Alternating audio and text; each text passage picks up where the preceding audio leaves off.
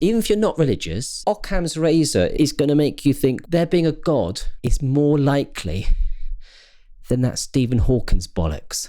Stephen Hawking's was wrong. I don't mean he was wrong. It's the easiest science in the world because you don't actually have to prove anything. You just have to make up stuff like, actually everything's made out of jam.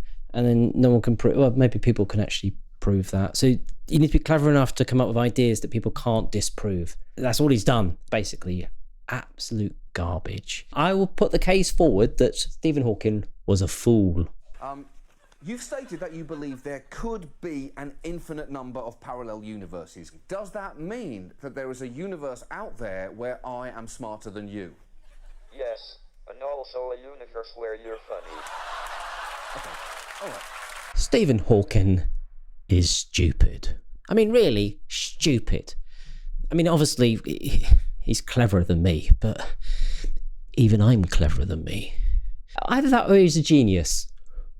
Yeah, because all he'd do is he'd come out with an idea, he'd say something that can't be proved. And that was his job.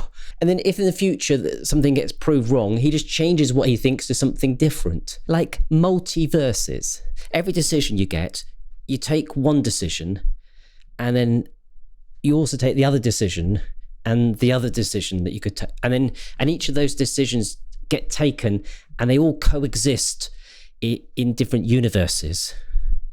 Like, so our universe is just one of an infinite number coexisting in a bubble of universes. I mean, it's stupid. I mean, even if you aren't religious, even if you're not religious, Occam's razor is going to make you think, well, there being a God is more likely than that Stephen Hawking's bollocks. What Mr. Hawkins is telling us is that there is a universe somewhere where Nickelback are a good band. And then when he's wrong, he just changes what he says to something different. And that reminds me of whenever you see a news program about something and it was like they give it to experts and they say experts were baffled by this. So this new scientific thing that they've looked at, or this new kind of method they've looked at, and it was always like, well, we gave it to the scientists, gave it to the experts, gave it to them, and they were baffled. I always thought, what a great job, just be an expert, and all I'll do is go into work and just be baffled. We're going to go through a few of the Stephen Hawking ideas that were wrong and see how you can make a career by just being baffled. Basically, you don't really need to study. You can just say all kinds of rubbish. And for the few that actually work out, they think you're a genius. And the ones that don't work out, you just go, well, I've changed my mind now. Chronology, protection, conjecture. He felt that backward travel in time raised logical paradoxes that simply shouldn't be possible. So he suggested that some currently unknown law of physics prevents closed time-like curves from occurring. So basically, because his kind of theories on time travel suggest that you can go back in time, but there's the grandfather paradox, or there's the issues that would cause by changing the timeline, he's decided there's some unknown law of physics means that can't happen. So what he thinks about traveling back in time can happen, definitely. But to make that happen, so otherwise we would have met people who've traveled back in time already. So there's this new law of physics that we don't know yet. He calls that the chronological protection conjecture. Now, conjecture, that's just a scientific word that means bollocks. So he's called it the chronology protection bollocks. So it protects his idea with, like, it's not a real solution or an answer, it's bollocks. So Hawking's chronological protection conjecture means it's all right, in Stephen Hawking's mind, for Marty McFly to get off with his mum, even though it means his dad will never get with his mum. That's my conjecture. Yeah, that means what I said was bollocks. He admits that the biggest blunder of his scientific career, not the only one, obviously, the biggest one, was the early belief that everything was swallowed up by a black hole must be lost forever. And he worked out that wasn't the case. Stephen Hawking's also got the black hole decays wrong. There's obviously the long time, I think it was like a 30, 40 year disagreement. And Leonard Susskind, basically battle about quantum mechanics. And obviously Leonard Susskind was proved right in the end. What I also find fascinating is He's basically wrong about nearly everything, and he decides to parlay that into, you know, sometimes they put your money where your mouth is. Stephen Hawkins did put his money where his mouth is. He bet with people, and he lost all the bets.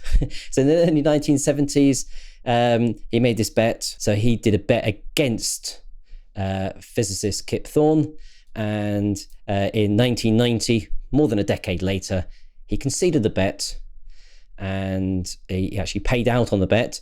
Then he had another bet which he lost about naked singularity, which is basically, if I'm naked, I'm likely to be by myself, because anyone I was with would probably leave the room. This was with his colleague John Preskill, and in 1997 he conceded this bet too and reframed it.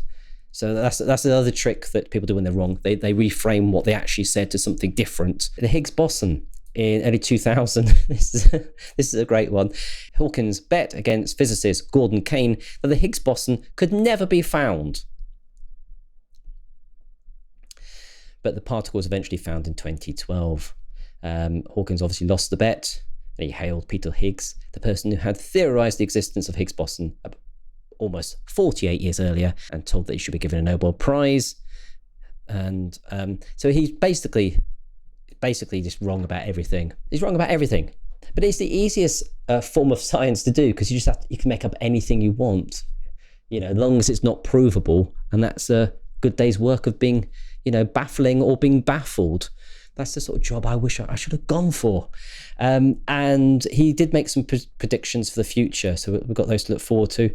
And so what do you predict for the future? So we've got, he predicted that the Higgs boson, the God particle, that would trigger a vacuum bubble and it would gobble up the universe. So yeah, that made us all feel kind of very happy every time they fired up the CERN, didn't it?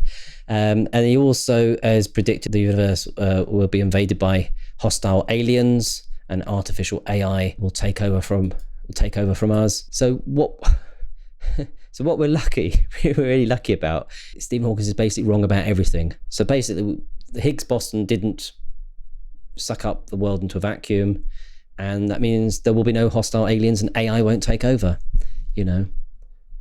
Or will it? Oh, sorry, I glitched there.